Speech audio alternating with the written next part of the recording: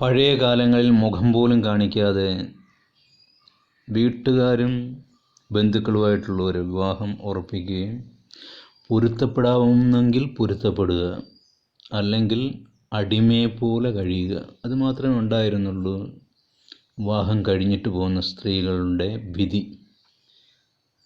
കാരണം 5, 6, 8, 10 ഇപ്പോഴത്തെ പോലെ 1, 2 എന്നുള്ള അംഗസംഖ്യ ആയിരുന്നില്ല. പ്രത്യേകിച്ച് പഴയ കാലങ്ങളിൽ സ്ത്രീകൾ അവർ വിവാഹിതരായി പോയി, അവർക്ക് തിരിച്ചു വരുവാനായിട്ടുള്ളൊരു വഴിയില്ല.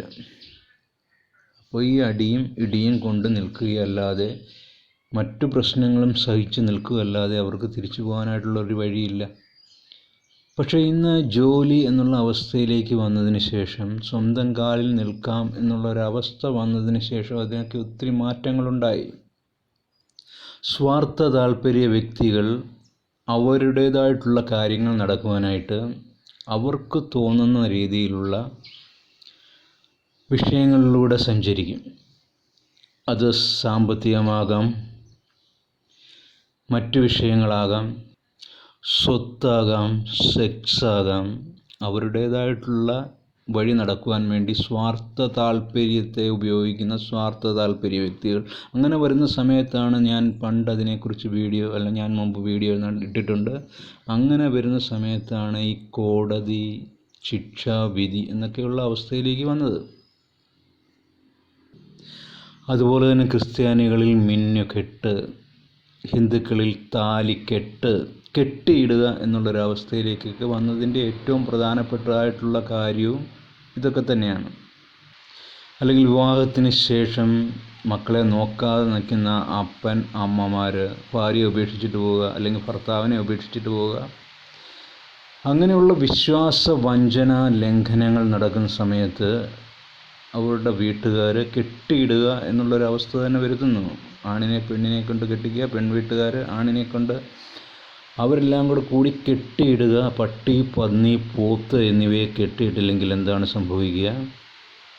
അത് മറ്റുള്ളവരുടെ മുതൽ അപഹരിക്കും, മനുഷ്യർക്ക് പ്രശ്നം ഉണ്ടാക്കും. അതായത് അങ്ങനെയുള്ളവർക്ക് വേണ്ടിയാണ് ഈ കെട്ടിക്കൽ എന്നുള്ള അവസ്ഥ വന്നതെന്ന് സാരം. അപ്പോൾ ഈ സ്വാർത്ഥ താല്പര്യ വ്യക്തികളുടെ അവസ്ഥ വളരെയധികം കൂടി വന്നപ്പോൾ ഈ നിയമങ്ങൾ ഉണ്ടാകേണ്ടി വന്നു.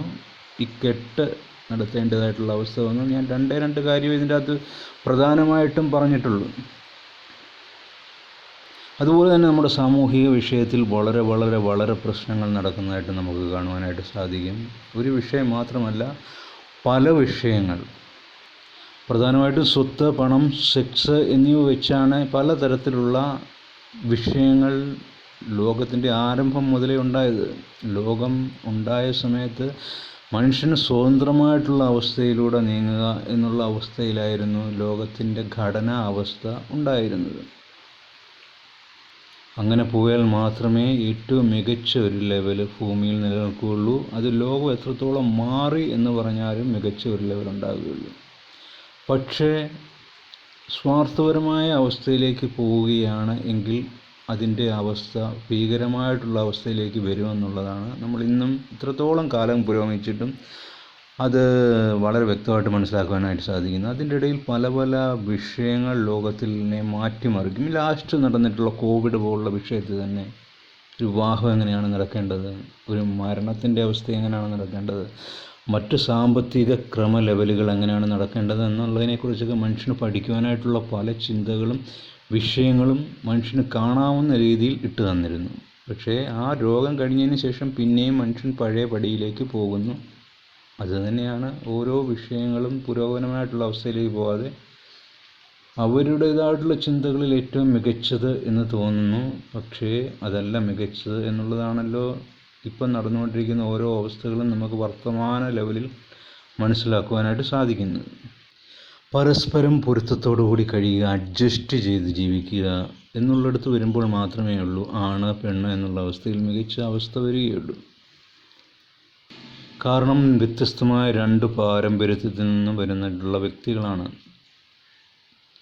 ഓരോരുത്തർക്കും കുറവുണ്ടായിരിക്കും, മറ്റൊരാൾക്ക് കൂടുതലുണ്ടായിരിക്കാം. പല അവസ്ഥകളെ എങ്ങനെ അഡ്ജസ്റ്റ് ചെയ്യുക, പരസ്പരം തുല്യ മനസ്സോടുകൂടി പോവുക എന്നുള്ള അവസ്ഥയിലാണ് ഈ കാര്യങ്ങളൊക്കെ നടക്കുന്നത്. പക്ഷേ ഇതൊക്കെ പറയുവാനായിട്ട് എളുപ്പവുമാണ്.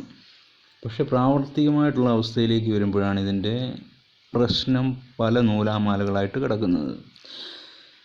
പല രീതിയിൽ മനസ്സിലാക്കി കിട്ടാം എന്ന് വിചാരിച്ചു കൊണ്ടിരിക്കുന്ന വ്യക്തികൾക്ക് പോലും ആ സമയത്ത് അവർ പോസിറ്റീവ് വശങ്ങൾ മാത്രമായിരിക്കും കാണുന്നത്. തുടക്കകാലങ്ങളിൽ അല്ലെങ്കിൽ മനസ്സിലാക്കുന്ന സമയങ്ങളിൽ അല്ലെങ്കിൽ ആദ്യ സമയങ്ങളിൽ ആണ് പെണ്ണ് വളരെയധികം ഏതൊക്കെ പ്രശ്നങ്ങളിലൂടെ കടന്നു പോയാലും അതിനെയൊന്നും വലിയ വിഷയമാക്കാതിരിക്കുകയും പോസിറ്റീവായിട്ടുള്ള അവസ്ഥയിലേക്ക് കടന്നു പോയിക്കൊണ്ടങ്ങ് പോകും. പക്ഷേ ഉത്തരവാദപ്പെട്ട അവസ്ഥയിലേക്ക് വരുന്ന സമയത്താണ് ഈ വിഷയങ്ങളെല്ലാം തകിടം മറിയുന്നത്. അങ്ങനെ വരുമ്പോഴാണ് ഈ അഡ്ജസ്റ്റ്മെൻറ്റുകൾ മുമ്പേ പറഞ്ഞ പോലുള്ള തുല്യ മനസ്സോടുകൂടി ചെയ്യേണ്ടതായിട്ടുള്ള അവസ്ഥകൾ വന്നാൽ മാത്രമേ വിജയം എന്നുള്ള അവസ്ഥയിലേക്ക് വരികയുള്ളൂ. എത്ര കെട്ടിയിട്ടിട്ട് നടത്തിയാലും പ്രശ്നമായിട്ടുള്ള അവസ്ഥയിലേക്ക് പോകുന്നതിൻ്റെ കാരണവും ഇതാണ്. അതുകൊണ്ടാണ് സ്നേഹിക്കുന്ന സമയത്ത്, പ്രേമിക്കുന്ന സമയത്ത് എത്രത്തോളം നല്ല വ്യക്തിയായിരുന്നു, പക്ഷേ വിവാഹത്തിന് ശേഷം വിധം മാറിയല്ലോ എന്ന് പറയുന്നതിൻ്റെയും കാരണം. പ്രേമിക്കുന്ന സമയത്ത് ഉത്തരവാദിത്തങ്ങളില്ലായിരുന്നു. പങ്കാളിയുടെ എല്ലാ അവസ്ഥയും പോസിറ്റീവായിട്ട് കാണുവാനും ക്ഷമിക്കുവാനായിട്ടും സാധിക്കുമായിരുന്നു. പിന്നീടത് സാധിക്കാതെ വന്നതിൻ്റെയും ഉത്തരവാദിത്വത്തിൻ്റെ അവസ്ഥയിലേക്ക് കടന്നു വരുന്ന അവസ്ഥ വന്നപ്പോഴാണ് ഈ പ്രശ്നങ്ങൾ തകിടം മറിഞ്ഞു വരുന്നതായിട്ട് നമുക്ക് കാണുവാനായിട്ട് സാധിക്കുന്നത്. പിന്നെ സ്വാർത്ഥ താല്പര്യ വ്യക്തികളായ മാതാപിതാക്കൾ, പണം കൂടുതലായിട്ടുള്ള അവസ്ഥ, അല്ലെങ്കിൽ സർക്കാർ ഉദ്യോഗസ്ഥർ, അല്ലെങ്കിൽ അങ്ങനെയുള്ള രീതിയിലേക്കൊക്കെ ആലോചനാ ലെവൽ വരുന്ന സമയത്ത് എങ്ങനെയും കെട്ടിച്ചു വിടുക എന്നുള്ള അവസ്ഥയിലേക്കും വരുന്നു. പിന്നീട് മക്കളുടെ ജീവിത ലെവലുകൾ പ്രധാനമായിട്ടും ഇപ്പോൾ എല്ലാം കൊടുത്തു വന്നിരിക്കുന്ന കാരണം അവർക്കും അവിടെ ചെന്ന് അഡ്ജസ്റ്റ് ചെയ്യാനായിട്ടുള്ള മനസ്സും ഇല്ലാതെയും വരുന്നു. വിവാഹത്തിൻ്റെ അവസ്ഥയിൽ ഏറ്റവും കൂടുതൽ തെറ്റിപ്പിരിയുകയും കോടതിയുടെ ലെവലിലേക്ക് പോവുകയും എന്തിനിപ്പോൾ ആത്മഹത്യയിലേക്ക് ഒന്നല്ല പല ലെവലിൽ നമുക്ക് കാണുവാനായിട്ട് സാധിക്കുന്നതും കൊണ്ട് കൂടിയാണ് ഈ വീഡിയോ തയ്യാറാക്കിയത് തന്നെ. സാമ്പത്തികമുള്ളിടത്തും സാമ്പത്തികമില്ലാത്തിടത്തും ഇത്തരം പ്രശ്നങ്ങൾ വളരെ കൂടി നിൽക്കുന്നതായിട്ടും വലിയ പ്രശ്നങ്ങളിലേക്കും കൊലപാതകങ്ങളിലേക്കും ആത്മഹത്യയിലേക്ക് വരെ പോകുന്നതായിട്ടും നമുക്ക് കാണുവാനായിട്ട് സാധിക്കുകയും ചെയ്യുന്നു. സൊല്യൂഷനും പഠനവും വളരെയധികം നടന്നുകൊണ്ട് പോവുകയും മുന്നോട്ടുള്ള അവസ്ഥയിൽ എങ്ങനെ ആയിരിക്കണം എന്നുള്ളതിനെക്കുറിച്ച് വിവിധ പഠനങ്ങളും അധ്യാപകന ലെവലിലൂടെയും കാര്യങ്ങളെ മനസ്സിലാക്കി തരുന്നുണ്ടെങ്കിലും ഈ വിഷയങ്ങളൊക്കെ മാറണമെന്നുണ്ടെങ്കിൽ നാം സ്വയം മനസ്സ് വയ്ക്കുക എന്നുള്ളത് മാത്രമേ അതിൻ്റെ ഒരു പോം വഴിയായിട്ട് കാണുവാനായിട്ട് സാധിക്കുകയുള്ളൂ.